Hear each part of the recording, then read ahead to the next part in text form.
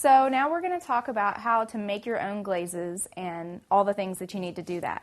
First of all, you need to find some recipes, and it's very important that you know the cone of your clay, what temperature you'll be firing to, and also whether or not you're firing in oxidation or reduction, because different glazes are going to react very differently. And then once you know that information, you're going to go online or to a glaze book somewhere that has some basic recipes, and you're going to look through for just some basic recipes. I have several of my recipes that I've tested and that I use here, but you're going to need to get a whole bunch of different recipes. Most of them you'll be able to find information on someone else's tests of what their experience was with that glaze. That'll give you an idea of colors, of fit to the clay body, things like that, and you can go from there. So amass some recipes to start testing with, and then I'll go into how you start making your test glazes.